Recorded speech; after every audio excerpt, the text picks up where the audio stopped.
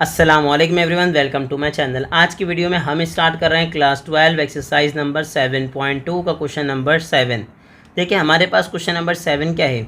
Using slope prove that this and this are the vertices of right triangle.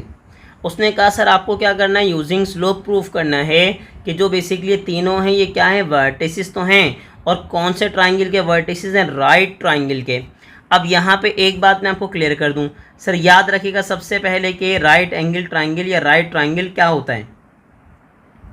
ठीक है भाई, हमने सबसे पहले मेंशन किया राइट ट्राइंगल। तो सर याद रखिएगा राइट ट्राइंगल ऐसा ट्राइंगल होता है जिसके अंदर आपके पास जो एक एंगल होता है वो किसका होता है, 90 डिग्री का, यानी कि राइट एंगल। क्या होता है, एक एंगल क्या होता है, राइट एंगल। और अगर ये राइट एंगल है इसका मतलब ये दोनों लाइंस आपस में क्या होंगी, परपेंडिकुलर होंगी। क्या होंगी लाइंस, याद रखिएगा दोनों लाइंस आपस में क्या होंगी, परपेंडिकुलर। यानी कि इसकी जो ये दोनों साइड्स हैं ये दोनों आपस में क्या होंगी, परपेंडिकुलर होंगी। ये याद रखिएगा। ठीक है, अगर स्लोप डिस्कस कर रहे हैं तो फिर मैं क्या कहूँगा कि दोनों लाइंस आपस में क्या होंगी, परपेंडिकुलर, और एंगल क्या बना रही होंगी, 90 डिग्री का एंगल, यानी कि राइट एंगल। और बच्चे ने कहा सर अगर परपेंडिकुलर तो उससे हमें क्या होगा। सर याद रखिएगा अगर परपेंडिकुलर हैं तो मैं आपको पहले बता चुका हूं कि अगर दो लाइंस परपेंडिकुलर हैं तो उनका स्लोप का जो प्रोडक्ट होगा वो किसके इक्वल आएगा, -1 के। जो उनके स्लोप का प्रोडक्ट होगा वो किसके इक्वल आएगा, -1 के।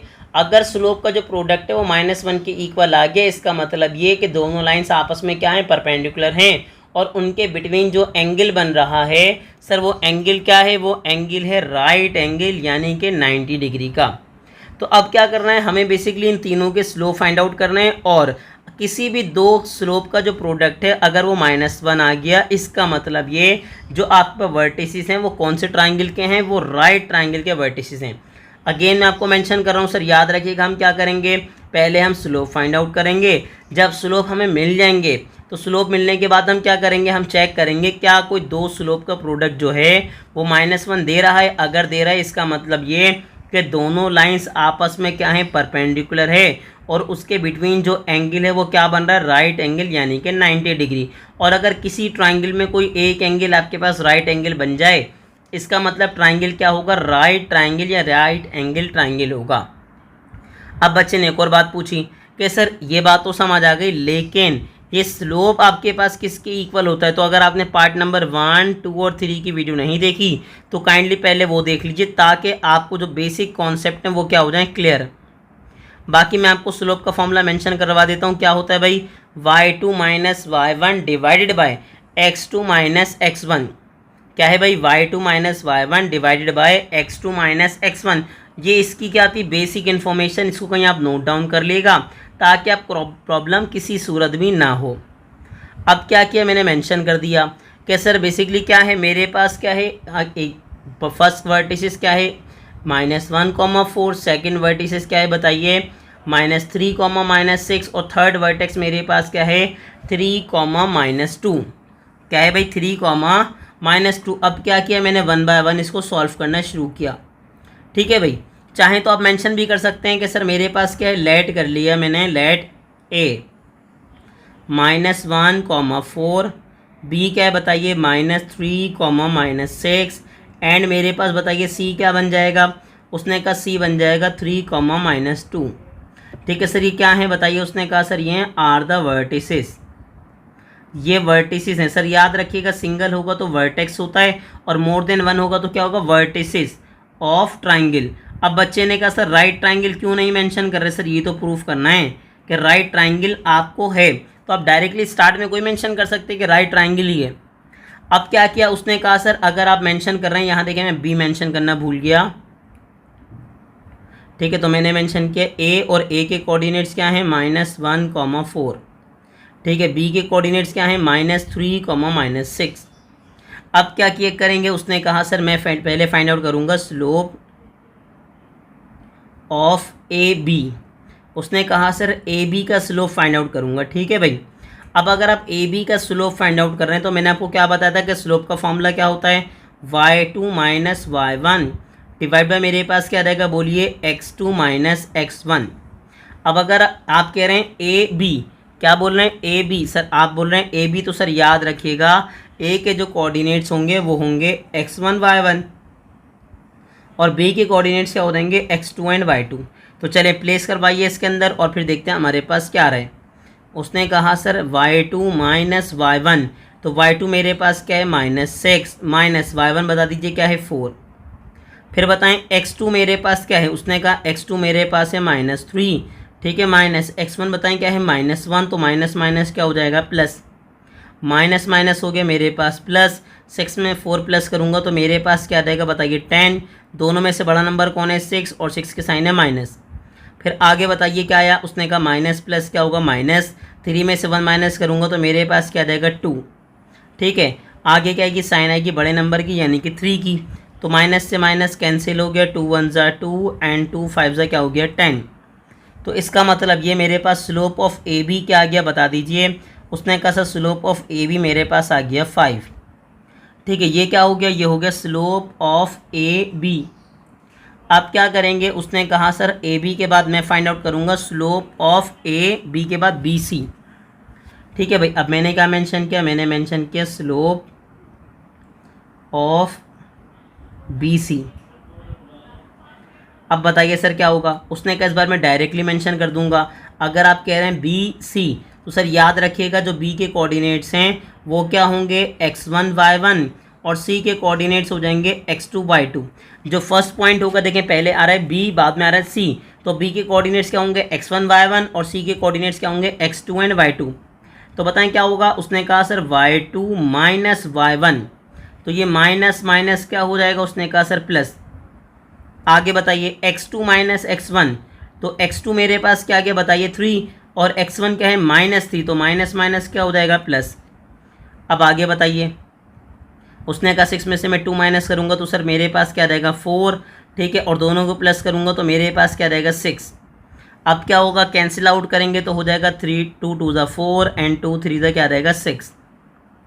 तो मेरे पास क्या बना, उसने कहा सर मेरे पास आ गया 2/3। तो मैंने क्या किया, मैंने ए बी बी सी का स्लोप फाइंड आउट कर लिया। अब क्या करेंगे, उसने कहा सर अब मैं फाइंड आउट करूँगा सी ए या ए सी, जो आपको अच्छा लगे। आप दोनों मेंशन कर सकते हैं, सी ए भी मेंशन कर सकते हैं और ए सी भी मेंशन कर सकते हैं। तो अब हमने क्या किया, हमने कहा सर अब हम मेंशन कर रहे हैं स्लोप ऑफ, ठीक है भाई, क्या लिखा हमने स्लोप ऑफ सी ए।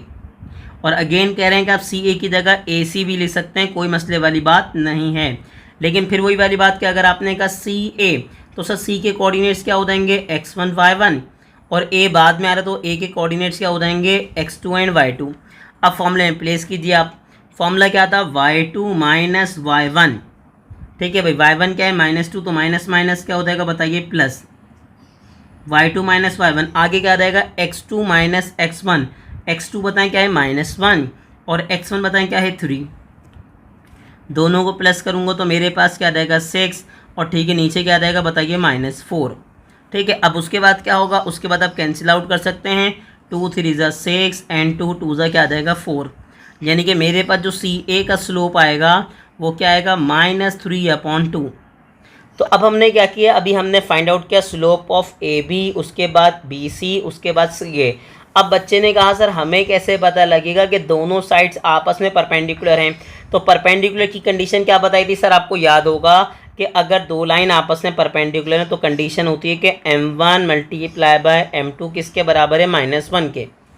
अब बच्चे ने पूछा सर मुझे कैसे पता लगेगा कि किस दोनों को मल्टीप्लाई करने में -1 आ रहा है। सर याद रखिएगा, अगर आपने पार्ट नंबर 2 की वीडियो देखी है जिसके अंदर हम जिसमें हमने क्वेश्चन नंबर 1 से लेके क्वेश्चन नंबर 4 डिस्कस किए हैं, तो उसके अंदर हमने बताया कि सर याद रखिएगा देखते के साथ कैसे पता लगेगा, अगर साइन अपोजिट हैं, साइन क्या है अपोजिट, और दोनों एक दूसरे के रेसिप्रोकल भी हैं, दोनों एक दूसरे के क्या है रेसिप्रोकल, 2/3 का रेसिप्रोकल क्या होगा 3/2। इसका मतलब ये वो दोनों लाइंस आपस में क्या होंगी, वो होंगी परपेंडिकुलर।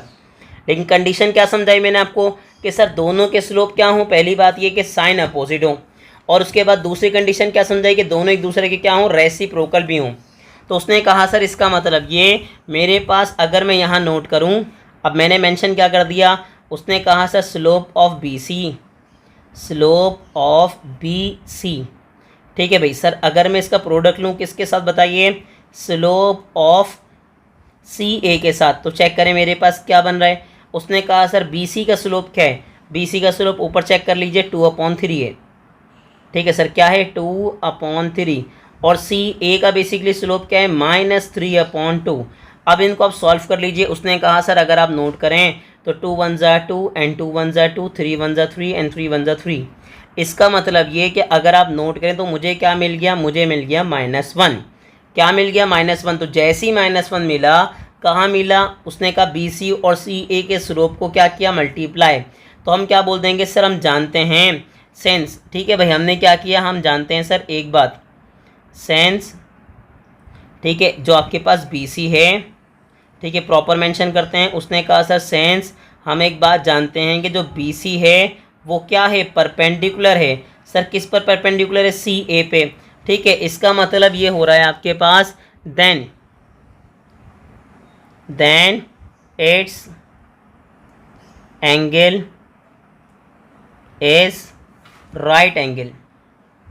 ठीक है भाई, हमने क्या किया, हमने मेंशन कर दिया कि सर हम एक बात जानते हैं कि दोनों आपस में क्या हैं, परपेंडिकुलर हैं। अगर दोनों आपस में परपेंडिकुलर है, इसका मतलब ये कि दोनों के जो बिटवीन है एंगल वो क्या है, राइट एंगल बन रहा है। क्या बन रहा है, राइट एंगल बन रहा है। तो हम क्या बोल देंगे, hence triangle A B C is. ठीक है भाई, एस क्या है भाई, उसने कहा एज राइट ट्राइंगल। ठीक है, अगेन रिपीट कर रहे हैं। उसने क्या कहा, उसने कहा सर हमारे पास अगर बेसिकली क्या बन रहा है, अगर मेरे पास बन रहा है राइट एंगल, इसका मतलब ये है कि जो मेरे पास ट्राइंगल है वो क्या है, राइट ट्राइंगल है। क्या है भाई, राइट ट्राइंगल है। अगेन रिपीट कर रहे हैं, कैसे पता लगा, उसने कहा दोनों का मैंने क्या किया, स्लोप का जब प्रोडक्ट लिया मुझे क्या मिला, -1। अगर -1 मिल गया, इसका मतलब दोनों लाइंस आपस में क्या है, परपेंडिकुलर। और इनका जो देन इट्स एंगल इज, और उनका जो एंगल बन रहा है वो क्या बन रहा है, राइट एंगल बन रहा है। ठीक है, इसका मतलब जो ट्राइंगल बन रहा है वो हमारे पास क्या है, राइट ट्राइंगल।